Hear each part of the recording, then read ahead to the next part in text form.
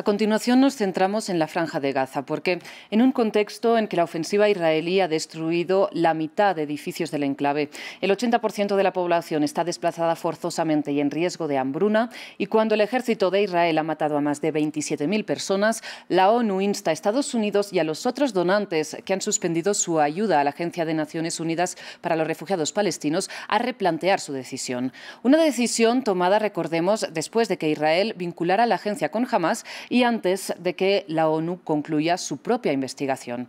Ahora, para el análisis, contamos con Jaime Abedrapo. Él es doctor en Derecho Internacional y académico de la Universidad San Sebastián de Chile. Jaime, buenos días y muchísimas gracias por estar con nosotros aquí en Directo América de France 24. Le pregunto por qué Naciones Unidas insiste en que la UNRWA es irreemplazable. Le pregunto, para hacernos una idea, ¿qué papel juega esta agencia en el día a día de alguien que vive en concreto en la Franja de Gaza? Hola, muy buenos días. Muchas gracias por esta oportunidad de establecer un contacto con ustedes. Bueno, la UNRWA es fundamental y esencial para los refugiados. Recordemos que fue la primera agencia que se crea en respecto a temas de refugio allá por el año 48-49. Es el programa de más larga datación. Recordemos que el Sistema de Naciones Unidas estima en aproximadamente 5 millones de refugiados y desplazados palestinos desde el 48 a la fecha, y por eso la UNRWA, un espacio en donde tiene acción efectiva en campos de refugiados, en el Líbano, en Siria, por supuesto que en Cisjordania, en Franja de Gaza y también en parte de Jerusalén del Este. Entonces, el acabar con la UNRWA es acabar con el apoyo que tienen directamente los refugiados palestinos, que básicamente es la condición de la gran mayoría de los palestinos que todavía quedan en el territorio de la Palestina histórica. Particularmente estoy pensando en Franja de Gaza y en Cisjordania. Precisamente, le propongo el ejercicio a la inversa, Jaime.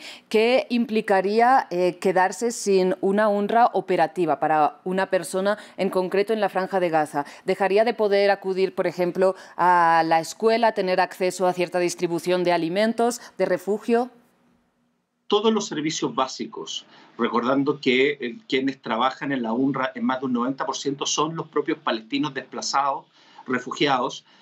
Tenemos que considerar que cubren los servicios de educación, los servicios de salud, los servicios de alimentación. Es un aporte directo para quienes viven desterrados de sus tierras.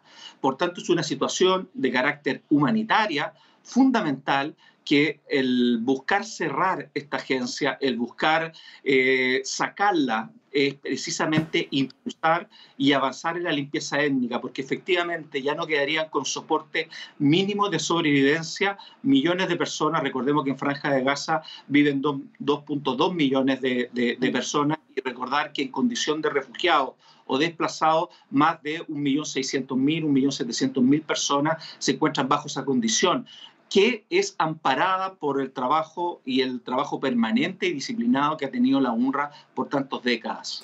Jaime, y ante este panorama que usted describe, que implicaría que la UNRWA dejara de operar, ¿cómo se explica que Estados Unidos, seguido de más de otra decena de países, haya decidido cortar el financiamiento, suspenderlo, antes de esperar a una investigación por parte de la propia ONU, que ya la ha anunciado? Mire, no me extraña tanto, porque efectivamente yo creo que ahora hay menos pudor para hablar de los objetivos estratégicos que ha planteado el gobierno de Netanyahu. Ciertamente lo que se quiere es tomar nuevamente posición efectiva de la Franja de Gaza, así lo han planteado varios de los ministros que están actualmente en el gobierno, y por tanto la necesidad de expulsarlo de la zona ya es algo que no se mantiene como una lectura, si tú quieres, interpretativa de los actos del Estado de Israel, sino que hoy día se dice con todas sus letras, y sus aliados incondicionales están ocupando cualquier estrategia para conseguir aquello. Por tanto, sin una investigación se ha resuelto sobre todo conseguir ese objetivo político, sin importar las condiciones humanitarias con las que van a quedar desprotegidos estos millones de personas. Además, cabe que tampoco se le está empujando a que básicamente busquen refugio o albergue en algún otro país, razón por la cual está en directa relación con lo que Israel viene haciendo hace algún tiempo. Recordemos que Israel también hace algún tiempo canceló la personalidad jurídica de organizaciones no gubernamentales, tanto israelíes como de origen palestino y algunas internacionales, por sentir que estaban siendo un factor permanente de sedición sobre el gobierno israelí y sus políticas de colonización y de anexión de territorio palestino. Y esto hoy día vendría también a reflejarse en una política un poco a nivel superior, de nivel de estados aliados de Israel, para dar un paso más decisivo en la limpieza étnica.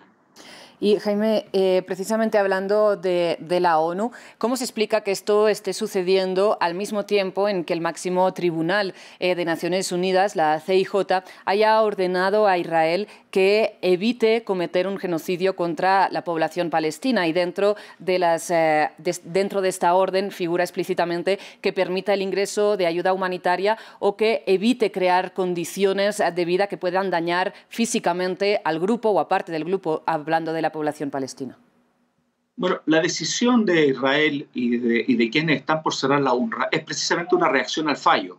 Efectivamente, es demostrar la anomia que se viene señalando hace mucho tiempo o el irrespeto al derecho internacional en sus principios más básicos y a los regímenes de derechos humanos y derecho internacional humanitario. De alguna manera es la vacuidad o el vaciamiento de algunas convicciones y compromisos que creamos después de la Segunda Guerra Mundial.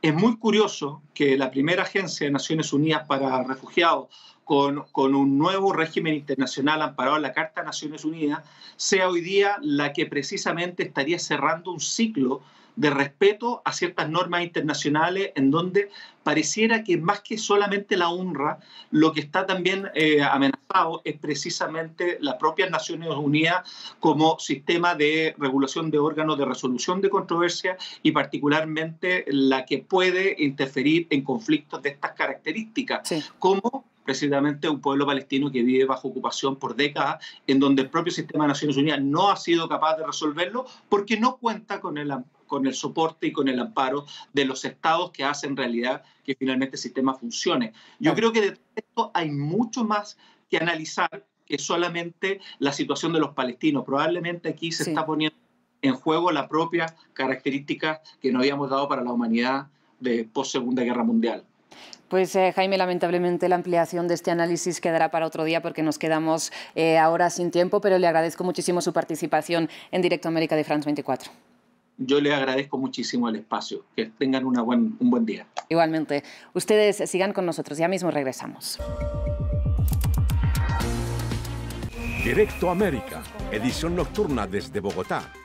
De lunes a viernes, le traemos las noticias más importantes de América Latina y el mundo y debatiremos con nuestros invitados y corresponsales sobre los temas claves de la jornada. Manténgase informado con seriedad y rigurosidad. Únase cada noche para entender lo que realmente importa en nuestra región y el mundo. Directo América, edición nocturna en France 24 y France24.com.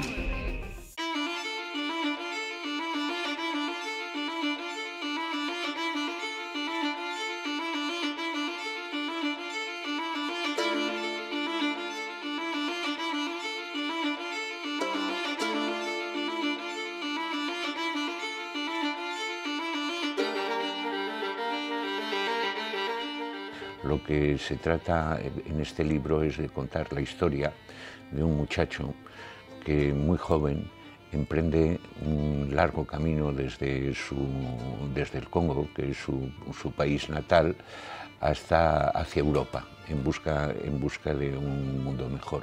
Y entonces conocemos no solamente las causas que motivan su salida, la situación tan atroz y tan cruel en la que vive en el Congo, es una situación muy generalizada, y luego también todas las dificultades, todas las peripecias que tiene que atravesar a lo largo de su largo viaje a través de toda África hasta llegar a un supuesto paraíso que muchas veces no cumple con las ilusiones que estas personas tenían.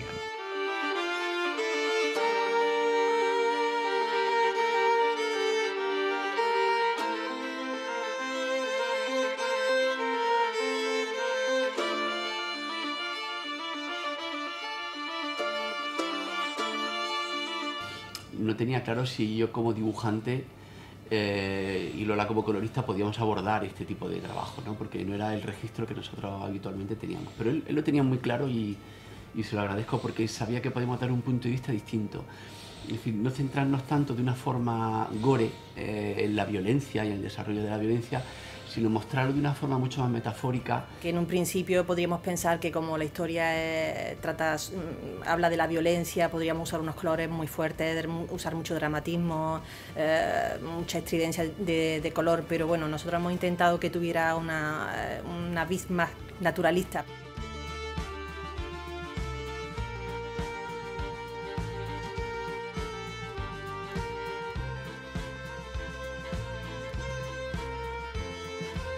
Este es uno de los fenómenos más importantes de la actualidad. Este es un problema además al que nos acercamos siempre de una manera muy superficial. Hablamos de estadísticas, de números de llegadas, de números de ahogados, pero ni siquiera les ponemos cara y aún menos les ponemos nombre y aún menos les ponemos una psicología.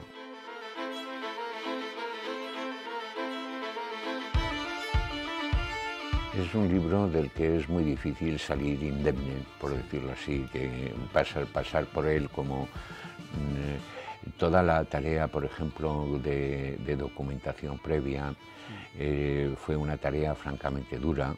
Mi problema fue durante, o sea, cuando tenía que traducir la historia que nos estaba contando Antonio en imágenes, eso fue muy complicado. Pero yo creo que también hemos salido más fuertes.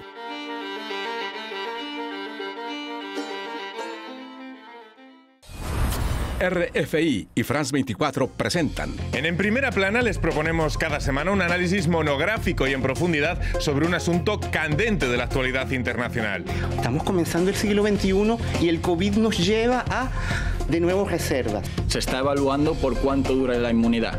Con diferentes voces y distintas perspectivas. Lo que los gobiernos tienen que hacer básicamente ahora es tener una nueva visión del sistema de cuidados. No se pierdan cada semana nuestra ventana abierta al mundo. No se pierdan En Primera Plana. En Primera Plana, un programa en colaboración con RFI presentado por Carlos Herranz.